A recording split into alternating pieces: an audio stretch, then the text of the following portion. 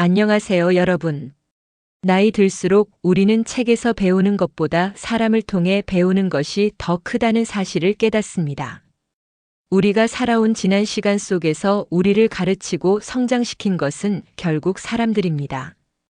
때로는 훌륭한 인물들이 우리에게 감동을 주었고, 때로는 부족한 사람들의 모습이 우리에게 경계심을 줬습니다.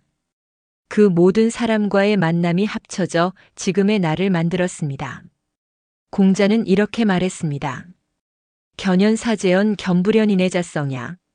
현명한 이를 보면 그와 같아지고자 하고 현명하지 못한 사람을 보면 그 모습을 거울로 삼아 자신을 돌아보라. 사람을 만나는 것이 불편하지 않고 오히려 감사한 이유는 모든 사람이 나에게 배움의 역할을 하기 때문입니다. 우리는 살아오면서 많은 사람을 통해 삶의 방향을 잡았습니다. 그 중에는 내가 본받고 싶은 사람도 있었고, 저런 삶은 절대 따라하면 안 되겠다 하고 반면 교사를 준 사람도 있었습니다. 중요한 건 어떤 사람이 내 앞에 서느냐가 아니라 그 사람을 보고 내가 어떤 상태로 배우려고 하느냐입니다. 이제 우리는 이 고전 구절을 통해 인생에서 사람을 어떻게 바라보고, 어떻게 배우고, 어떻게 성장할 수 있는지 좀 더 깊이 이야기해 보려 합니다. 공자는 인간의 성장은 스스로 깨닫는 데서 시작된다고 보았습니다. 그리고 그 깨달음의 가장 강력한 경로가 사람을 보는 것이라고 말했습니다. 견연사제연 겸부련인의 자성야. 이 구절은 단순한 윤리 규범이 아니라 평생 성장할 수 있는 인간의 마음 자세를 말하고 있습니다. 현명한 사람을 만나면 부러워하거나 비교하며 주눅들 필요가 없습니다. 오히려 내가 저 사람에게서 무엇을 배울 수 있을까?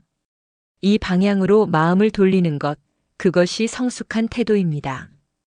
그리고 반대로 모자라고 덜 성숙한 사람을 보면 비난하거나 우월감을 느끼는 것이 아니라 내 안에도 저런 모습이 있지는 않은가? 내가 저런 모습으로 나도 누군가에게 피해준 적은 없을까? 하고 스스로를 돌아보는 것입니다. 공자의 수많은 제자들 가운데에서도 이 구절은 그대로 드러납니다. 공문 제자들은 서로의 장점과 단점이 분명하게 나뉘었습니다. 자공은 뛰어난 언변가였고 안회는 청렴하고 맑은 인품으로 유명했습니다. 자아는 예와 형식을 잘 다루었고 자로는 실행력이 강했습니다. 그런데 흥미로운 것은 공자가 이들을 서로 비교시키지 않았다는 점입니다. 저 사람보다 내가 못하다, 저 사람보다 내가 낫다 이런 말로 가르친 것이 아니라 각자 제자들이 서로에게서 배워야 할 점을 보게 했다는 것입니다. 예를 들어 자로는 성격이 직선적이고 거칠었습니다. 그는 옳다고 생각하면 바로 행동했습니다. 실행력은 탁월했지만 덕과 인의 감각이 부족했습니다. 공자는 그에게 안회의 온유함, 자공의 소통 능력을 보게 했습니다. 자로가 안회를 보면 저런 부드러움은 나에게 부족하구나 하고 느껴야 했고, 자공을 보면 말로 사람 마음을 열 수 있다는 것도 중요한 기술이구나 하고 배울 필요가 있었습니다. 반대로 자공은 언변과 논리 표현력은 뛰어났지만 정작 실행력이 약했습니다. 공자는 그에게 자로의 행동력을 보게 했습니다. 사람은 생각만으로 완성되는 것이 아니라 실천으로 완성된다는 것을 깨닫게 하기 위해서였습니다. 그리고 또 중요한 장면이 있습니다. 공자는 자신의 제자 중 단점이 드러난 사람에 대해서도 다른 제자들이 비난하지 않게 했습니다. 공자는 말했습니다. 그의 부족함을 보고 내 안의 부족함을 먼저 생각하라. 즉, 상대의 약점은 저 사람 문제가 아니라 내가 조심해야 할 문제의 경고라는 뜻이었습니다. 우리는 나이가 들수록 이런 태도가 더 중요해집니다. 예전에 한 중년분이 이런 말을 하신 적이 있습니다. 나는 사람 때문에 상처도 많이 받았지만 결국 사람을 통해 제일 많이 배웠다. 이 말이 참 깊습니다. 우리는 때로는 사람 때문에 기뻤고, 사람 때문에 좌절했고, 사람 때문에 세상을 다르게 바라보게 되었습니다. 그런데 이 나이가 되면 깨닫습니다. 사람은 피해야 할 대상이 아니라 나를 성숙하게 만드는 도구이자 거울이라는 것을. 예를 하나 들어보겠습니다. 동네에 항시 밝게 인사하는 아주머니가 있습니다. 누구를 만나도 웃음을 잃지 않으며 장보기 가게 아주머니에게도 택배 기사님에게도 동네 어린 아이들에게도 친절하게 인사합니다. 사람들은 그녀를 볼 때 마음이 편안해지고 마을 분위기가 부드러워지는 것을 느낍니다. 우리는 그 모습을 보며 아, 나도 저렇게 대해야겠다 하고 배우고 싶어지는 것입니다.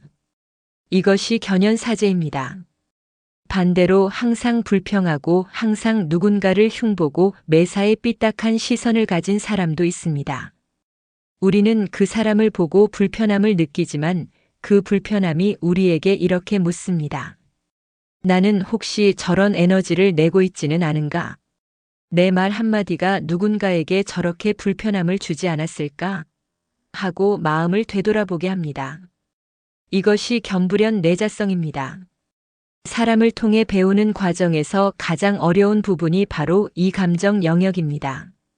우리는 누군가가 나보다 잘 될 때 질투가 일어나기도 하고 누군가가 나보다 더 인정받을 때 열등감이 올라오기도 합니다. 특히 50대, 60대에는 내가 이제 뒤로 밀리는 세대가 되었다는 정서가 은근히 쌓이기 때문에 누군가의 성공이 더 불편하게 느껴지는 순간이 생길 수 있습니다. 이것은 매우 자연스러운 감정입니다. 다만 고전은 이 감정 이후의 방향이 중요하다고 말합니다. 질투는 왜 저 사람은 저렇게 되는가를 바라보는 시선이고 성찰은 저 사람처럼 되기 위해 나는 무엇을 바꾸어야 하는가를 묻는 시선입니다. 같은 사건을 보지만 완전히 다른 결과를 만들죠.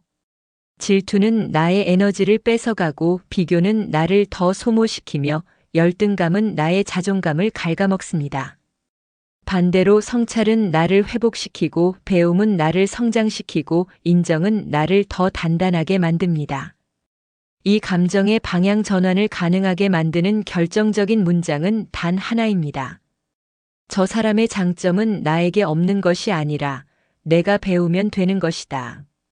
이 마음이 자리 잡는 순간 세상이 훨씬 더 편안해집니다. 남의 성공이 나를 위협하지 않고 다른 사람의 장점이 나를 자극하지 않습니다. 오히려 나의 가능성과 확장성이 되어줍니다. 고전은 우리의 감정을 부정하라고 하지 않습니다. 다만 감정을 사용하여 더 높은 곳으로 가라고 말합니다. 감정은 원래 자연스럽게 밀려오는 것. 그 다음 선택이 인생의 수준을 나누는 것입니다. 누군가를 질투하느냐, 그 사람을 통해 배우느냐, 이 차이가 인생 후반부의 품격을 결정합니다. 이제 이 구절을 실제로 내 일상 속에서 작동시키는 방법에 대해 이야기해 보겠습니다. 좋은 말이라는 것을 알고 감동하는 것과 그 말이 내 삶의 근육이 되는 것 사이에는 아주 큰 차이가 있습니다. 특히 사람을 통해 배우는 이 원리는 습관으로 만들 때 가장 강력하게 작동합니다. 첫 번째는 단 한 문장으로 시작하는 관찰 습관입니다. 누군가를 보았을 때 속으로 이렇게 말해보는 겁니다. 저 사람에게서 내가 배울 점은 무엇인가? 이 질문 하나만 마음속에 항상 걸어두면 질투나 비교가 아니라 배움의 시선이 먼저 움직입니다. 두 번째는 단점 발견의 방향 전환 습관입니다. 누군가의 부족한 면이 보일 때 비난이 먼저 올라오는 대신 내 안에 저런 모습이 숨어 있지 않은가?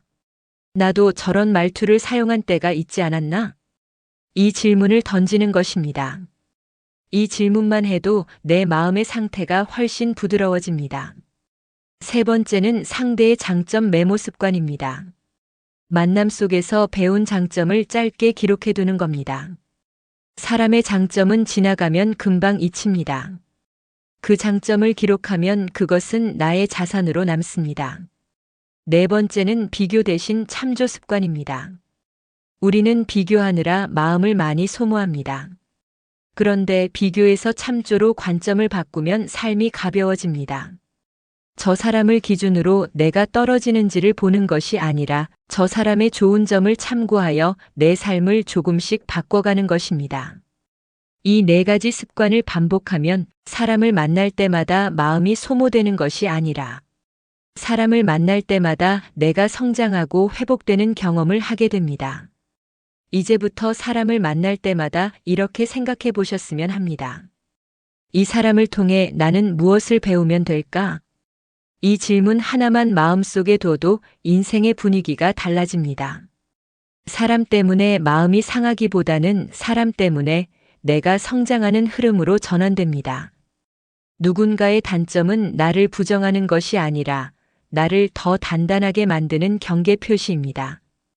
누군가의 장점은 나를 비교하게 하는 것이 아니라 나의 가능성을 알려주는 미래의 힌트입니다. 공자의 이 가르침은 2500년 전에 나온 말이지만 지금 이 시대 그리고 인생 후반부를 살아가는 우리에게 더 깊은 의미가 됩니다.